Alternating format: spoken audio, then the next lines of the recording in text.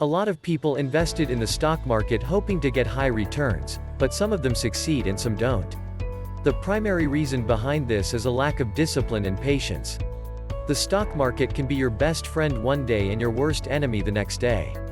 So, the question that arises is, what are the tips for becoming a successful investor? Becoming a successful investor will ease your way to financial goals and freedom. However, success in investing comes from patience, discipline, in-depth research, and a sound understanding of the stock markets. Before starting your journey as a successful investor, you must consider the following tips. Earnings per share. If you are looking to invest in a particular stock, it is vital to analyze the company's earnings per share, EPS. This figure describes a public company's profit per outstanding share of stock, calculated on a quarterly or annual basis. The EPS calculated by taking a company's quarterly or annual net income and dividing the number of its shares of stock outstanding. Let's assume that company X has 10,000 outstanding common shares and a net income of $100,000 per year. This means that the earnings per share is $10. If the company distributes all of its income to shareholders, each share will receive $10. The EPS is a crucial component and helps the investors get a better understanding of a company's profitability. Free cash flow. Free cash flow, FCF, refers to the cash company has generated after considering the cash outflows to support operations and maintain its capital assets. Free cash flow is an excellent measure of a company's profitability that excludes non-cash expenses, such as depreciation, of the income statement. Investment bankers and analysts uses FCF tool to evaluate the company's expected performance with different capital structures. Therefore, as an investor, you must look at the FCF value before making a final investment call.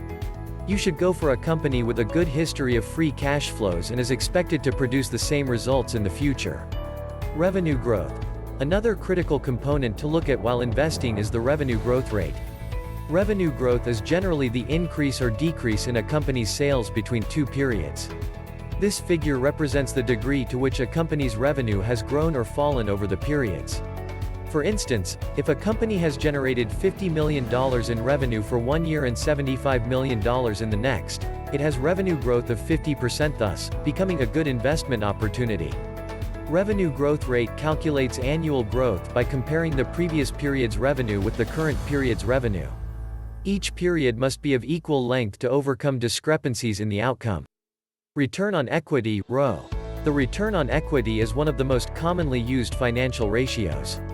It is the amount of net income returned as a percentage of shareholders' equity. Furthermore, the return on equity tells an investor about a corporation's profitability by revealing the amount of profit generated by a company with the money invested by the shareholders. The ratio is calculated by dividing the net income by shareholders' equity. To help you better understand the concept of ROE, let's assume that a company has a return on equity of 1.70. This means that every dollar of shareholders' equity earned about $1.70.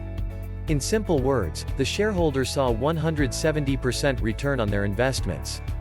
Dividend stocks. One of the most strategic ways to invest your money is by investing in dividend stocks. If you are looking for long-term investments, then you must go for dividend stocks.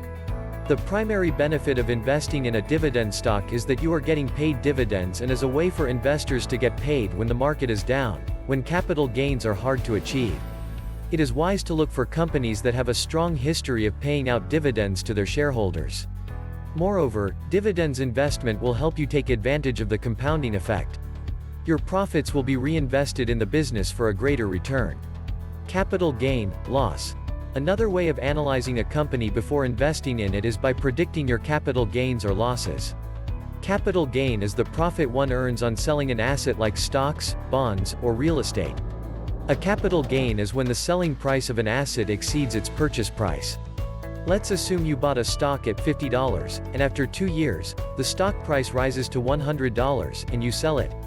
In this scenario, you have a capital gain of $50. However, if the stock price falls, your figure will result in a capital loss. This is important as it helps you analyze the stock's previous price pattern efficiently, and you can deploy your capital as per your requirements.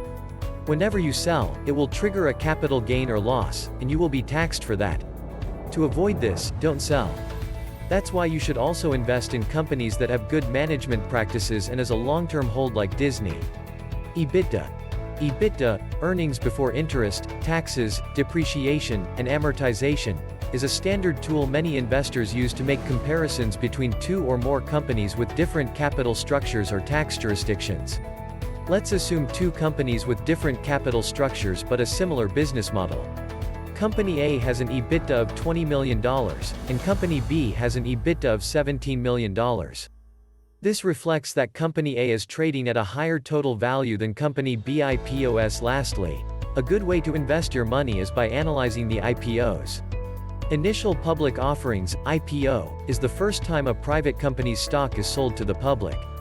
However, it is essential to consider that not every IPO will guarantee a profitable return in the future.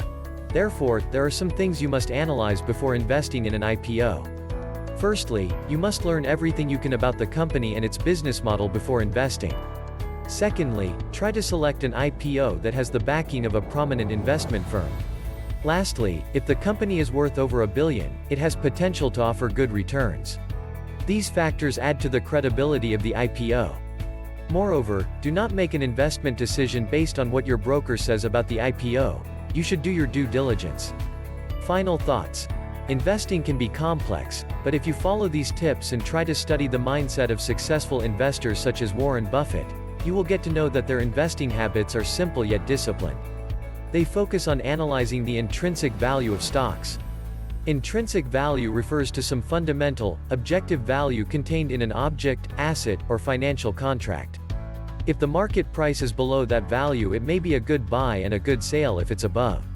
If you build a financial plan and stick with it, save enough, and make the right investment decisions, you will be on your path to becoming a successful investor.